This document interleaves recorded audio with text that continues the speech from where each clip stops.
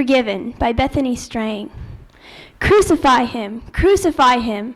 The hateful screams began to grow. This man has blasphemed God. To the cross he will go.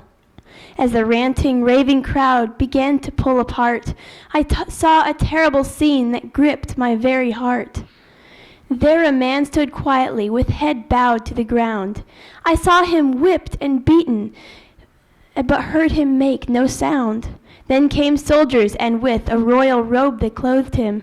To add to this they brought a crown with thorns, sharp and thin. I gasped as I watched the soldiers press it in his head. The thorns pierced him deeper, and the blood poured out dark red. The soldiers laughed and mocked him. "No," cried I, "how could you?" But with wretched glee they screamed, "Hail, King of the Jews!" They spit into his loving face.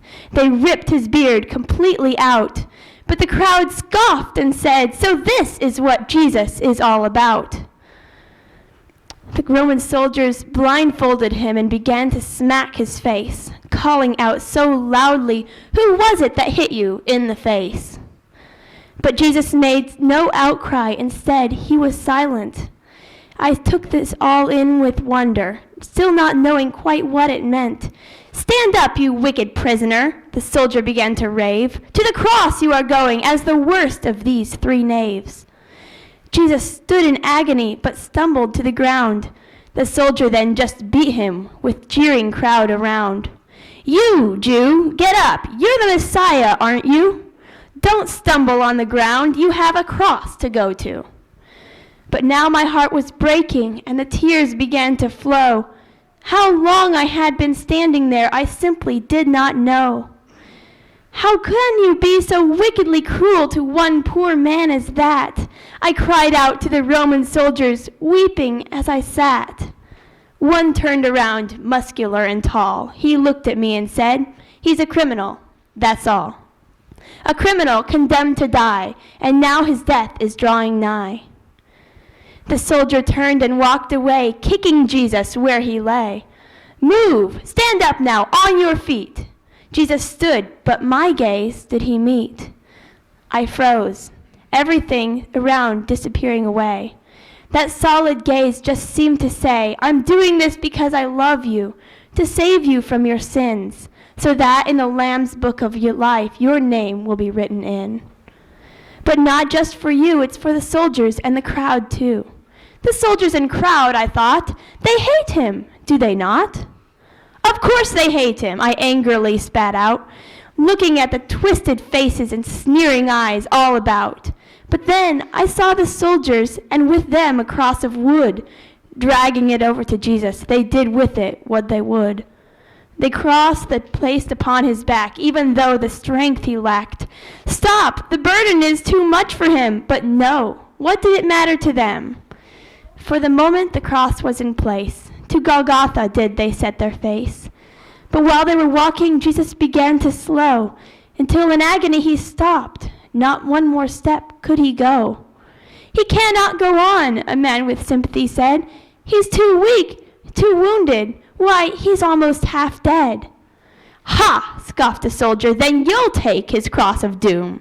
Perhaps when he's dead and buried, he'll thank you from his tomb." The man whose name was Simon walked over to where Jesus lay. He gently took the cross to put on his own shoulders right away. But all too soon we were there at the place of Calvary, the place to kill this innocent man. It's murder! Oh, don't you see? Now in horror did I watch this scene unfold before my eyes. Two thieves and Jesus are led forward to their cross, where it lies. But first Jesus is stripped of his clothes, to his dishonor and his shame.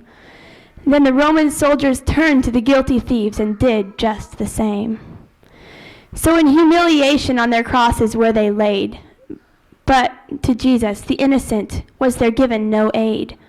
And now in horror I see a soldier with hammer and some nails, fastening Jesus' hands and feet to that cross. My heart begins to wail. Again and again the hammer on the nail did pound, echoing my heartbeat as it vibrated through the ground. I watched as Jesus, who was silent, who never yelled out a jeer, bears this awful sentence as through his body pain did sear. The crosses were raised up high for all who stood to see. The guiltless one made guilty. How could this be? Nevertheless they mocked him more and more, laughing at his brokenness, so torn and so sore. But in his pain-filled eyes are love and forgiveness unwavering, taking sin upon his sinless self. Oh, what a marvelous thing! Then suddenly Jesus cried out, my God, why have you forsaken me?" He hung, bleeding and broken and mocked, humiliated on that tree. Then Jesus cried, "Father, forgive them, for they know not what they do." Guilt pricked my heart as his convicting eyes seemed to bore me through. Immediately in wild realization, away did I flee, knowing I had crucified him. Yes, it was me. For because of my sin, I had whipped him, crushed the thorns into his head, spit into his loving face, beat him, mocked him, nailed his hands and his feet into place. Suddenly in wild terror, I began to run away, not knowing what to do, just wishing I hadn't seen this day. But as I turned away, my eye caught that terrible scene, and I remembered Jesus' gaze, what it said, and what it means. Then abruptly I turned around and walked back to that cross, kneeling before Jesus Christ, whose life my sin did cost. I whispered, "Father, I'm sorry. Save me from my guilty sin." Jesus looked at me and said, "My blood has paid your price, child. You're forgiven." "It is finished," he cried. His head fell forward and he died. On this day, God poured out his wrath on his only Son. Christ paid our price with his blood. It's finished. It's done. The sinless became sin for us, and God in his holiness turned away. His death will give us life.